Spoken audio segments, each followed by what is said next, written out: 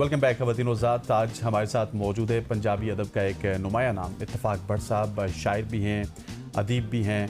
और भट्ट साहब के हवाले से अगर आपको बताते चलूँ तो पंजाबी के साथ इनका बड़ा एक रिश्ता है और पिछले कई दहाइयों से भट्ट साहब पंजाबी के ऊपर काम भी कर रहे हैं। बड़े बड़े अवार्ड्स भी भट्ट साहब ने अपने नाम किए हैं और भट्ट साहब इसके अलावा प्राइड ऑफ पंजाब भी अपने नाम कर चुके हैं। फिर वारिस शाह आलमी अदब अवार्ड समेत मुतअद्दिद एज़ाज़ात से भी भट्ट साहब को नवाजा जा चुका है। गुज़श्ता 20 बरसों से वो रावलपिंडी और इस्लामाबाद में पंजाबी ज़ुबान की तरवीज और तरक्की के लिए सरगर्म हैं और पाकिस्तान भर में होने वाले सेमिनार्स, मुशायरों और कॉन्फ्रेंसेस में भी भरपूर शिरकत करते हैं। और जिस तरह ऑलरेडी मैंने आपको बताया कि उनकी अदमी खिदमात के इतराफ़ में उनको प्राइड ऑफ पंजाब, वारिस शाह आलमी अदबी अवार्ड समेत मुतअद्दिद एज़ाज़ात से भी नवाजा जा चुका है। इत्तेफाक भट्ट बज़्म फ़कीर के प्लेटफॉर्म से पंजाबी ज़ुबान को बुनियादी तालीमी निसाब में शामिल करने की तहरीक का हिस्सा भी हैं और हल्का अरबाब ज़ौक़ रावलपिंडी के जॉइंट सेक्रेटरी भी हैं। और अदब के साथ साथ साज का शौक़ भी है, ज़ौक़ भी है और अपने शौक़ से बांसुरी भी बजाते हैं और सामीन के दिलों को छूती है। और आज हम उनकी तख्लीकी दुनिया,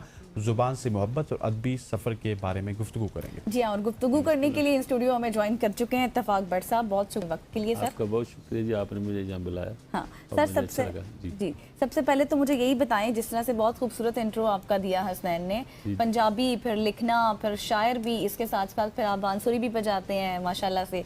मुझे ये बताएं कि ये शौक़ था या फिर अक्सर लोगों को ना लिखने का शौक़ होता है, पढ़ने का शौक़ नहीं होता, तो लिखते साथ ही आपने शायरी भी शुरू कर दी या फिर आपका अक्सर लोगों को एक शौक होता है, इनको चार होता है, इनको चार कैसे? जी इस तरह वो इस तरह के मेरे वालिद सब शायर थे। अच्छा। पंजाबी अगर आप टर्म एक जानते हो, जुगनी लिखी जाती थी कभी, आज जैसे आरफ लोहार या इनके वालिद जुगनियाँ जो गाते थे, मेरे फादर जुगनी लिखते थे। अच्छा। या फिर पुराने ज़माने में आप देखते थे कि बसों में ना किस्से बिकते थे कि कोई आप बड़ा ही अंदोखनाक वाक़या कोई हो गया या कोई ऐसा इंसिडेंट, किसी सुसाइड कर लिया, किसी ने खुदकशी कर ली, तो वो फिर लिख के किस्से बसों में भेजते थे। मेरे फादर वो लिखते थे।